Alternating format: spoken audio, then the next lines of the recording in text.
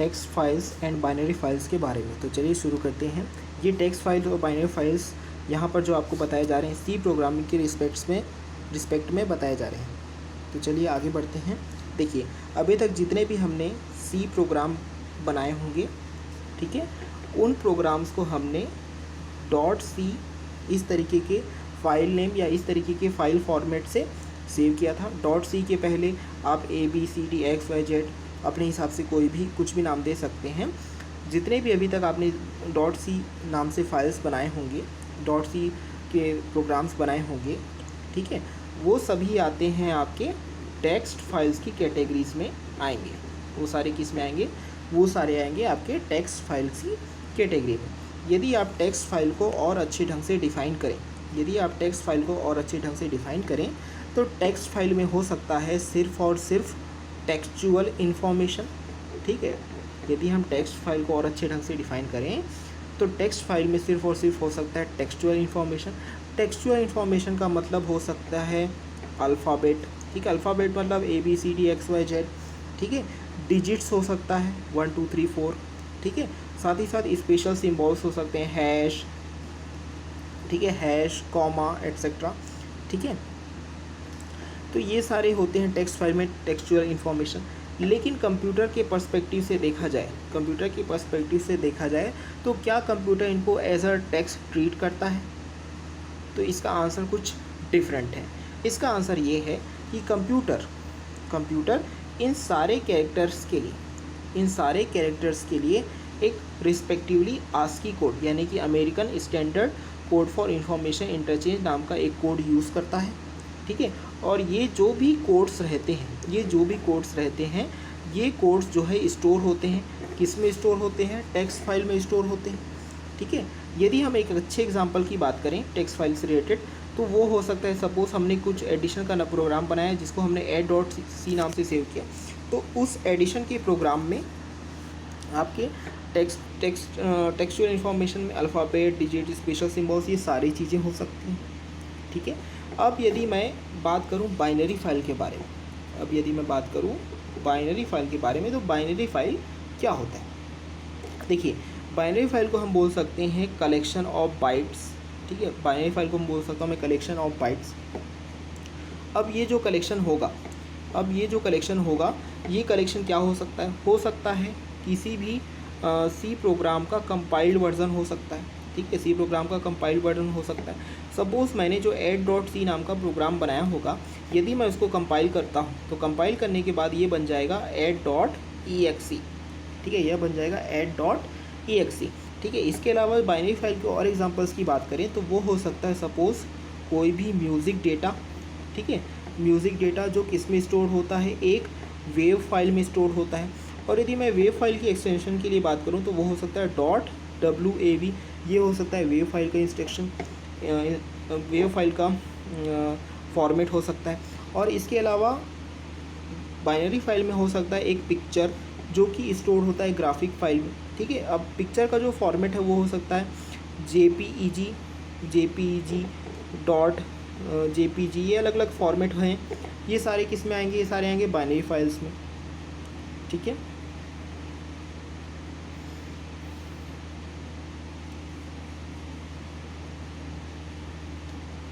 देखिए, binary file या text file को पता करने का दूसरा तरीका क्या है? ठीक है, बाइनरी फाइल या फिर टेक्स्ट फाइल को आइडेंटिफाई करने का दूसरा तरीका ये है कि आप सिंपली किसी फाइल को ओपन करो, ठीक है। इसमें आप ओपन कर सकते हो। सपोज़ आपके पास देवसी प्लस प्लस है, ठीक है। देवसी प्लस प्लस में यदि आप ओपन कर रहे हो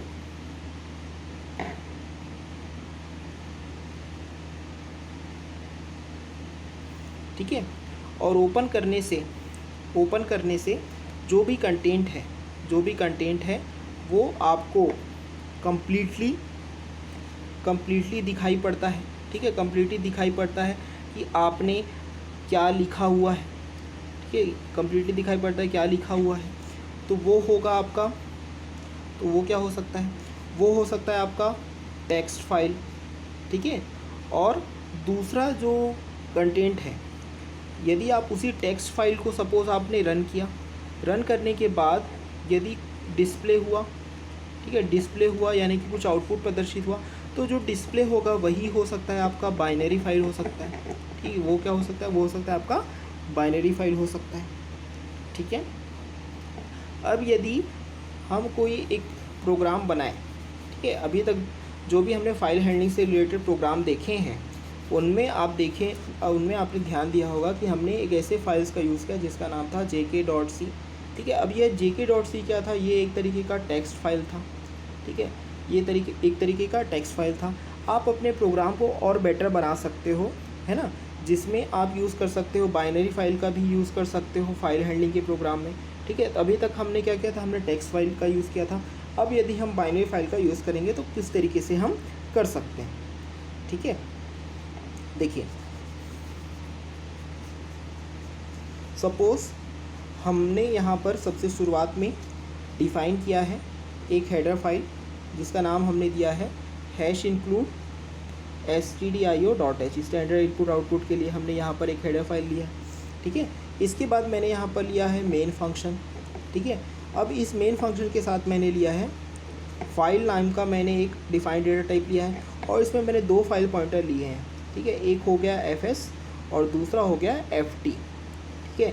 fs का मतलब हो गया यहाँ पर फाइल सोर्स और ft का मतलब हो गया फाइल टारगेट, ठीक है। यहाँ पर 2 अलग अलग फाइल पॉइंटर्स हैं, ठीक है। और मैं यहाँ पर लिख रहा हूँ int ch, ठीक है। ch नाम का एक इंटीजर ले रहा हूँ जिसमें मैं हो सकेगा तो कुछ कैरेक्टर्स के लेंथ को एंटर करने की कोशिश करूँगा, ठीक है। इसके बाद मैंने क्या किया, मैंने fs को डिफ़ाइन किया, ठीक है। fs को मैं कुछ तरीके से डिफ़ाइन कर रहा हूँ। fs में मैं लिख रहा हूँ f ओपन, ठीक है। इसके अंदर मैं एक बाइनरी फाइल ओपन करने की कोशिश करूँगा, ठीक है। तो मैं यहाँ पर लिखूँगा pr1.exe, ये एक तरीके का बाइनरी फाइल है, ठीक है। अब इस पर यदि मेरे को बाइनरी फाइल पर रीड ऑपरेशन परफॉर्म करना है तो बाइनरी फाइल के लिए जो रीड ऑपरेशन के लिए हम लिख सकते हैं rb। ये किसके लिए, ये सिर्फ और सिर्फ एप्लीकेबल होगा बाइनरी फाइल्स के लिए, ठीक है। इफ़ fs इक्वल नल, ठीक है। इफ़ fs इक्वल नल का मतलब ये है कि सपोज़ pr1.exe नाम की फ़ाइल अवेलेबल नहीं है, तब उस केस में क्या करना है या क्या हमें प्रिंट कराना है। तो उसमें हम लिख सकते हैं, या तो आप printf लिखो या फिर आप डायरेक्ट पुट्स भी लिख सकते हो, ठीक है। तो इस पुट्स में हम लिख रहे हैं कैन नॉट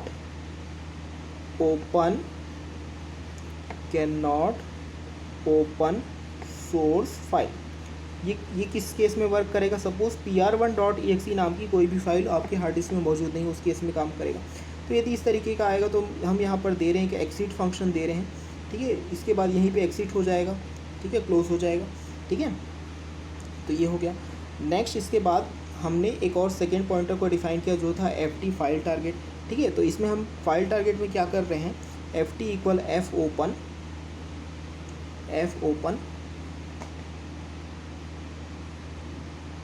न्यू pr1.exe, ठीक है।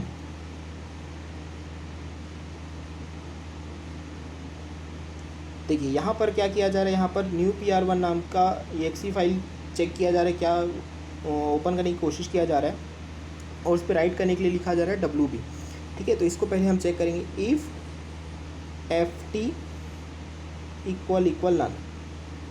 इसका मतलब ये है कि ये चेक किया जाएगा कि न्यू pr1.exe नाम की फ़ाइल यदि अवेलेबल है या नहीं, उसके लिए लिखा जा रहा है, ठीक है। यदि यहाँ पर अवेलेबल नहीं है तो उसके लिए भी हम प्रिंट कराएंगे और उसमें भी हम लिखेंगे puts can not open target file, ठीक है। इसके बाद नेक्स्ट हम लिख रहे हैं f क्लोज, यानी कि हम यहाँ पर सोर्स फाइल को क्लोज कर देंगे, fs एक्सिट फंक्शन, ठीक है। क्योंकि अब यहाँ पर यदि टारगेट फाइल भी नहीं है ना, तो सोर्स फाइल को भी हमने क्लोज कर दिया, ठीक है। टारगेट और सोर्स फाइल दोनों नहीं है तब, ठीक है। इसके बाद नेक्स्ट हमने लिखा वाइल में हमने लिखा 1, इसका मतलब ये है कि जो अभी तक जो हमने दोनों इफ़ कंडीशन सपोज़ जो दिए हैं, दोनों के दोनों फॉल्स हो जाते हैं, यानी कि एफ भी है और एफ भी है, तो उस केस में वाइल की उस केस में ये होगा कि हो सकता है उनमें कुछ ना कुछ वैल्यूज़ हों, ठीक है।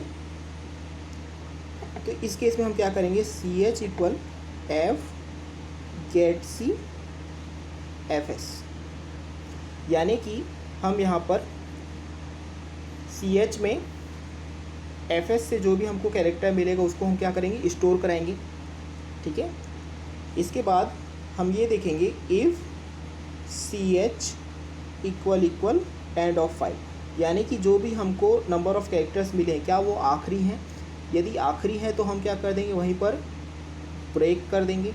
यदि नहीं तो उस केस में हम क्या करेंगे,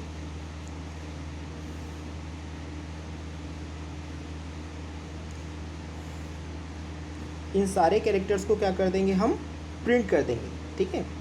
C H F T, C H की जो भी वैल्यू है वो हम एफ टी से प्रिंट कर देंगे, ठीक है, यदि वो एंड ऑफ फाइल नहीं है उस केस में। इसके बाद नेक्स्ट लास्ट में हम क्या करेंगे, F close F S, source file को भी हम उन्होंने क्लोज़ कर दिया, और लास्ट में हमने टारगेट फाइल को भी क्लोज़ कर दिया, एफ क्लोज एफ टी, ठीक है। तो ये एक तरीके का छोटा सा सैम्पल प्रोग्राम था जहाँ पर हमने बाइनरी फाइल को यूज़ किया, ठीक है। तो बाइनरी फाइल में रीड ऑपरेशन के लिए, ठीक है, बाइनरी फाइल में रीड ऑपरेशन के लिए हमने लिखा आर बी, ठीक है, और राइट के लिए बाइनरी फाइल में राइट के लिए हमने लिखा डब्ल्यू बी, ठीक है। तो ये अलग अलग मोड्स हैं, ठीक है। अब हम कुछ डिफरेंसेस बताते हैं आपको टेक्स्ट फाइल और बाइनरी फाइल्स में, ठीक है। Text files and binary files difference, दोनों में क्या डिफरेंस है, ठीक है। और यहाँ पर जो हम डिफरेंस बता रहे हैं टेक्स्ट फाइल और बाइनरी फाइल्स के बारे में, वो हम प्रोग्रामिंग के पर्सपेक्टिव से बता रहे हैं। तो एग्ज़ाम्स में भी आपको पूछा जाएगा तो आपको प्रोग्रामिंग के पर्सपेक्टिव से ही उसका आंसर देना है, ठीक है। तो प्रोग्रामिंग के पर्सपेक्टिव से तीनों में कुछ डिफरेंसेस हैं, वो डिफरेंसेस को पहले हम हाईलाइट कर देते हैं, ठीक है। तो प्रोग्रामिंग के पर्सपेक्टिव से जो पहला डिफरेंस है दोनों के बीच में, वो है हैंडलिंग ऑफ न्यू लाइन, ठीक है। प्रोग्रामिंग के पर्सपेक्टिव से जो दूसरा डिफरेंस है वो है representation of and of file, ठीक है। एंड ऑफ फाइल को किस तरीके से रिप्रेजेंट करेंगे। तीसरा जो डिफरेंस है इन दोनों फाइल्स के बीच में वो है स्टोरेज ऑफ नंबर्स, ठीक है। नंबर्स किस तरीके से स्टोर होंगे, ये डिफरेंस, ठीक है। इसके बाद हम क्या करते हैं, इन तीनों डिफरेंसेस को थोड़ा सा एक्सप्लोर करते हैं, ठीक है।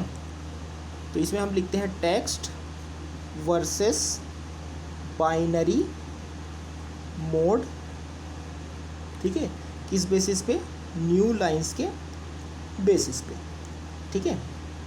तो देखिए टेक्स्ट मोड में जो भी हमारे पास न्यू लाइन कैरेक्टर होता है, ठीक है, टेक्स्ट मोड में जो भी हमारे पास न्यू लाइन कैरेक्टर होता है, वो न्यू लाइन कैरेक्टर जो है कन्वर्ट हो जाता है, ठीक है, कन्वर्ट हो जाता है। किस में कन्वर्ट हो जाता है, कैरिएज रिटर्न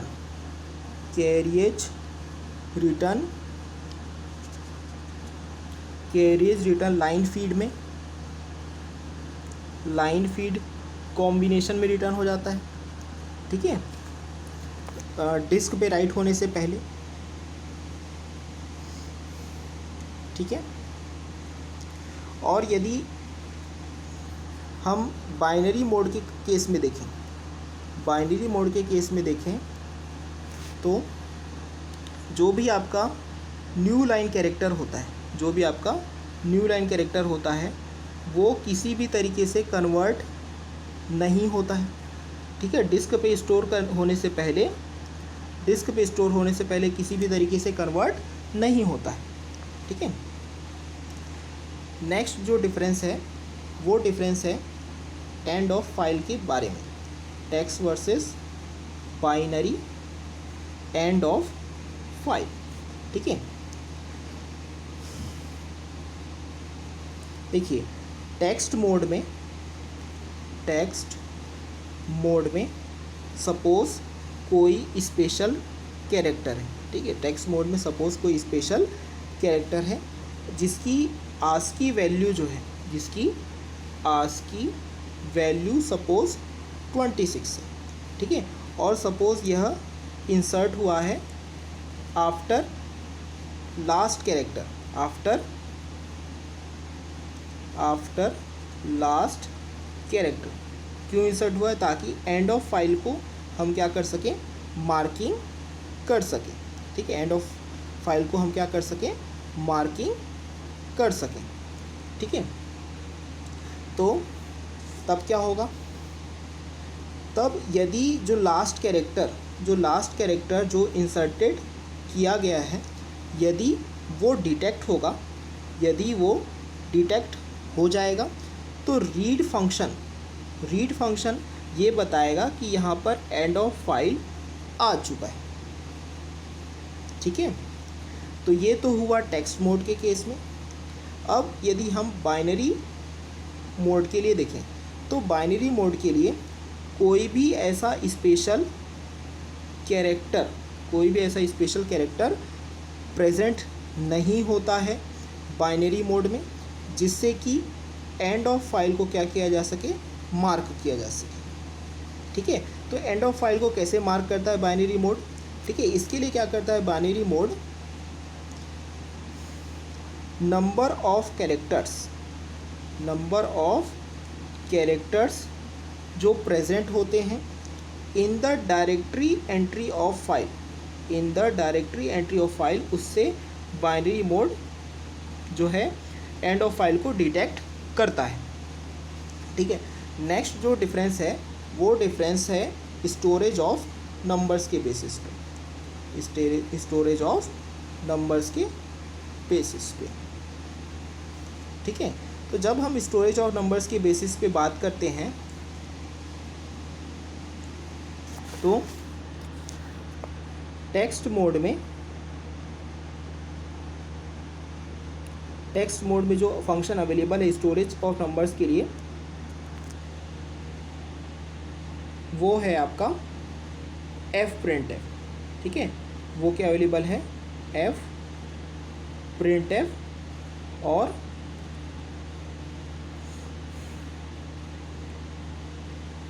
और इसी से रिलेटेड है,